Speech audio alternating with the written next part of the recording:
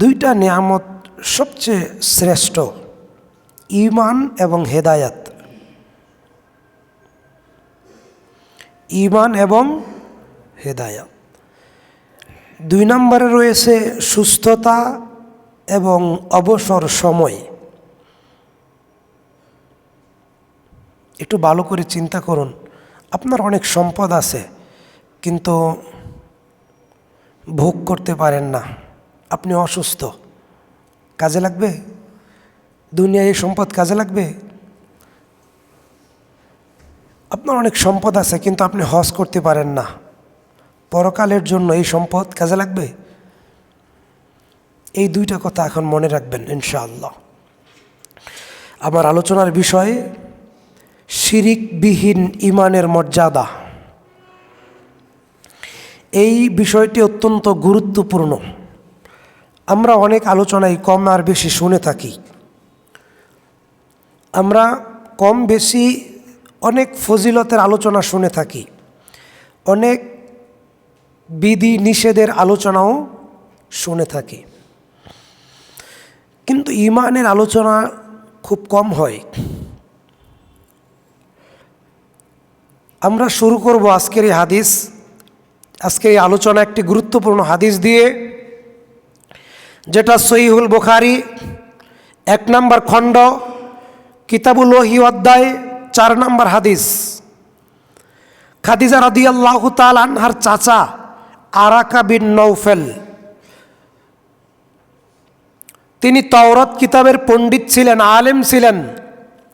আল্লাহ রাসূলের নিকট সাল্লাল্লাহু আলাইহি সাল্লাম যখন জিবরাইল আসতো, ওহী নিয়ে আসতো, আল্লাহ রসুল প্রথম ভয় পেতেন। তার শরীরে জ্বর চলে আসতো, তার শরীর প্রচণ্ড গরম হতো। এই ওহীর প্রারম্ভে শুরুর দিক থেকে এই কঠিন অবস্থা আল্লাহ রাসূলের অতিক্রম হচ্ছিল। তখন খাদিজা পরামর্শ দিচ্ছিল আল্লাহ রসুলকে, চলেন আমার চাচার নিকটে যাই, আমার চাচা তাওরাত কিতাবের পণ্ডিত, দেখি এই ব্যাপারে তিনি কি সমাধান দেন। হাদিস 4 সহিহুল বুখারী অধ্যায় কিতাবুল ওহী, আরাকা বিন নওফেল তার নাম। তিনি বলছেন, ভাতিজা শোনো, তোমার কাছে যেই ব্যক্তি আসমান থেকে অবতীর্ণ হচ্ছেন, তোমার কাছে যে ব্যক্তি আসতেছেন যা কিছু নিয়ে, ইতিপূর্বে এই ব্যক্তি যার কাছে এসেছিল তার ঘর, তার পরিবার, তার নিকটাত্মীয়, তার গ্রামবাসী, তার দেশবাসী তাকে বিতাড়িত করেছিল। এখানে 3টা হিকমাহ।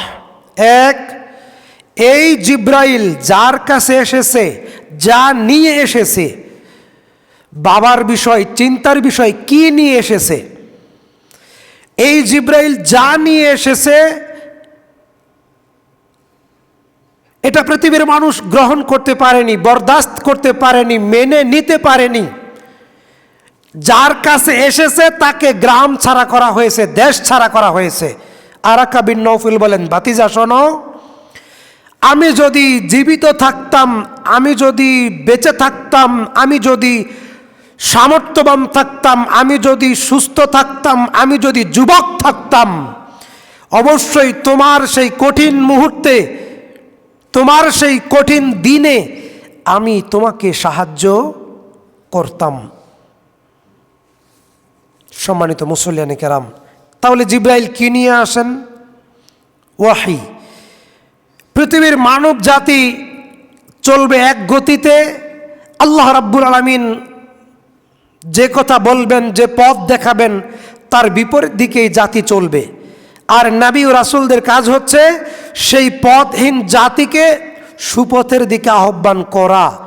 সেই পথহীন জাতি তো এই দাওয়াত মেনে নিবেই না, বরং যারা দাওয়াত দেয় তাদের বিরোধিতা করবে, তাদেরকে মেরে রক্তাক্ত করে পৃথিবীর জমিনে উবুর করে ফেলে রাখবে, জেলখানায় রাখবে, হিজরত করতে হবে, আর অনেক নির্যাতন তাদের উপরে চলে আসবে। এটা ফজিলতের বক্তব্য দিলে হবে না। ফজিলতের বয়ান দিলে সবাই আপনাকে হাদিয়া তোহফা দিবে, কেউ আপনার বিরুদ্ধে দাঁড়াবে না।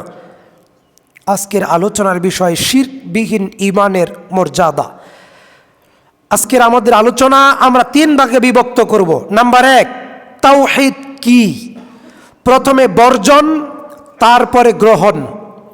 নাম্বার 2, বিশুদ্ধ তাওহীদ গ্রহণের ফজিলত। নাম্বার 3, শিরক কি? শিরকের পরিণাম এত ভয়াবহ কেন? এই 3টি বিষয়ে আমরা আমাদের আলোচনা পেশ করব। আলোচ্য বিষয় শিরকবিহীন ঈমানের মর্যাদা। তাওহীদ কি? ফাআলাম আন্নাহু লা ইলাহা ইল্লাল্লাহ, সূরা মুহাম্মদ আয়াত 19, সহিহুল বুখারী হাদিস নাম্বার 44, কিতাবুল ঈমান অধ্যায়। হে নবী, আপনি আপনার জাতিকে, কওমকে বলুন কি? ইয়া কওমি ইবুদুল্লাহ মা লাকুম মিন ইলাহিন গায়রুহ, সূরা মায়েদা আয়াত 65। ইয়া কওমি ইবুদুল্লাহ, হে আমার কওম, হে আমার জাতি, হে আমার অনুসারী, শোনো, তোমরা আল্লাহর দাসত্ব করো, আল্লাহর গোলামি করো। ইয়া কওমি ইবুদুল্লাহ মা লাকুম মিন ইলাহিন গায়রুহ, তিনি ব্যতীত কোনো হক মাবুদ নেই। বলেন তো লা ইলাহা ইল্লাল্লাহ, তার বাংলা অর্থটা আপনারা বলেন তো শুনি।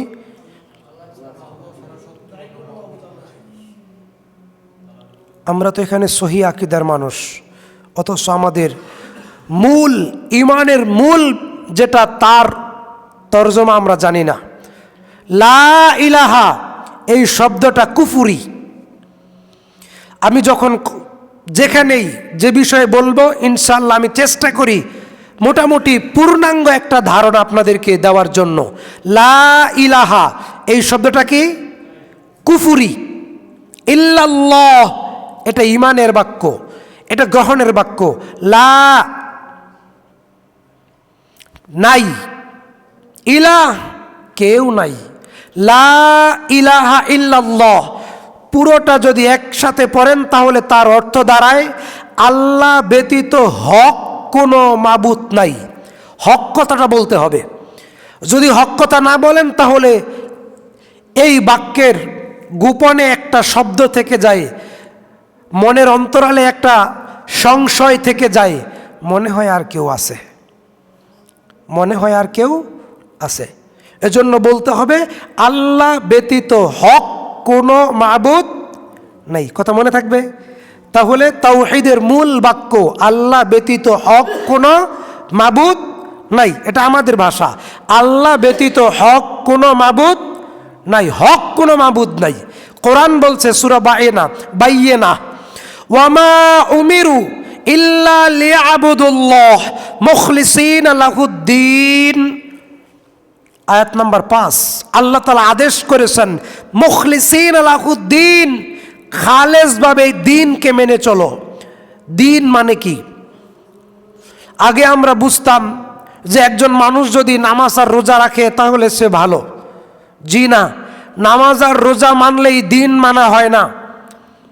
ইসলাম একটা যদি গাছ, একটা গাছকে যদি আপনি ইসলাম মনে করেন তাহলে গাছের মাটির নিচে সেটা মূল নাকি মাটির উপরেরটা মূল? গাছের মূল অংশ কোনটা, মেইন অংশ কোনটা? মাটির নিচে। ইসলাম যদি একটা গাছ হয়, তাওহীদ হচ্ছে মাটির নিচের অংশ, মেইন বেজ, মূল ভিত্তি। তাহলে আল্লাহ বলছেন পরিপূর্ণভাবে দ্বীন মেনে চলো। আল্লাহ তাআলা আরো বলেন ওয়াবুদুল্লাহ, আমার গোলামি করো। এ ব্যাপারে আরো সহজভাবে লা ইলাহা নেই কোনো মাবুদ, হক মাবুদ ইল্লাল্লাহ আল্লাহ, আল্লাহ ব্যতীত। মক্কার কাফেররা কেন কাফের বলেন তো শুনি? যা জানেন তাই বলেন। মক্কার কাফেররা কেন কাফের? আল্লাহকে না মানার কারণে না? হ্যাঁ, আল্লাহকে না মানার কারণে মক্কার কাফেররা কাফের, এ কথা আল্লাহ বলেন নাই। মক্কার কাফেররা কাফের আল্লাহর উলুহিয়াতকে মেনে নেয় নাই। সূরা আনকাবুত 61-63 নম্বর আয়াতে আল্লাহ তাআলা বলছেন, ওয়ালা ইন সাআলতাকুম, হে নবী আপনি মক্কার কাফেরদেরকে জিজ্ঞেস করেন, মান নাজ্জালা মিনাস সামাই মাআন, আকাশ থেকে কে পানি নাজিল করে, তারপর সেই পানির মাধ্যমে মৃত জমিনকে জীবিত করেন কে? তখন মক্কার কাফেররা উত্তরে বলছিল লা ইয়াকুলুন্নাল্লাহ, আল্লাহ। তারপর রাত আল্লাহ বলছেন, হে নবী আপনি মক্কার কাফেরদেরকে জিজ্ঞেস করেন, মান খলাকাহুম, কে তাদের স্রষ্টা। তখন তারা বলেছিল লা ইয়াকুলুন্নাল্লাহ, স্রষ্টা কে? আল্লাহ। এ দেখেন তারাও আল্লাহকে বিশ্বাস করে। তবে সম্মানিত হাজিরিন, আল্লাহ ব্যতীত হক কোনো মাবুদ নেই। এখানে শুধু ইবাদত পাওয়ার যোগ্য আল্লাহ, বিষয়টা কি এমন? জি না। আপনি দেখেন আমরা কালিমে তাওহীদ পড়ি না, লা শারীকা লাহু লাহুল মুলক। মুলক বলতে কি বোঝায়? রাজত্ব। মুলক বলতে কি বোঝায়? রাজত্ব। এই জমিন কার? এই জমিন কার? আল্লাহর। তাহলে আমরা যে মুমিন, আমরা যে ইমানদার, আমরাও আল্লাহকে বিশ্বাস করি, মক্কার কাফেররাও আল্লাহকে বিশ্বাস করত। তাহলে আমাদের দুই দলের মধ্যে পার্থক্য আছে না নাই? আছে না নাই? আছে। সে পার্থক্যটা এখানে, লা শারিকা লাহু, হে রব শিরিক করি নাই, লাহুল মুলক, আপনার রাজত্বে, ইনিল হুকমু ইল্লা লিল্লাহ, কোরআন বলছে সূরা ইউসুফ আয়াত 40, ইনিল হুকমু ইল্লা লিল্লাহ, আইন দেওয়ার মালিক, বিধান দেওয়ার মালিক কে? আল্লাহ। আমারও আল্লাহ তা'বুদু ইল্লা ইয়াহু যালিকা দ্বীনুল কাইয়্যিম, এটাই সুপ্রতিষ্ঠিত দিন, যে বান্দা এই জমিনে আল্লাহর আইন মেনে চলবে, আল্লাহর কোরআন, আল্লাহর সংবিধান, আল্লাহর রচিত সংবিধান। লা শারিকা লাহু লাহুল মুলকু, হে আল্লাহ শুধু নামাজ আর রোজাই আপনাকে আপনার খুশির জন্য করে থাকি, আর বাকি সব কারো পিতা, কারো স্বামী, কারো অন্য কোনো ব্যক্তিকে খুশি করার জন্য তাদের তৈরি করা আইন কোনো মুসলিম মানতে পারে না। ইনিল হুকমু ইল্লা লিল্লাহ, বিধান দেওয়ার মালিক একমাত্র আল্লাহ। তাহলে আমাদের দেশে কি আল্লাহর আইন চলে? কোরআনের আইন চলে? ভালো করে উত্তর দিবেন বুঝে শুনে। চুরি করলে কি হাত কাটা হয়? জেনা করলে কি ফাঁসি দেওয়া হয়, দোররা মারা হয়? মদ পান করলে মদের যে শাস্তি সেটা দেওয়া হয়?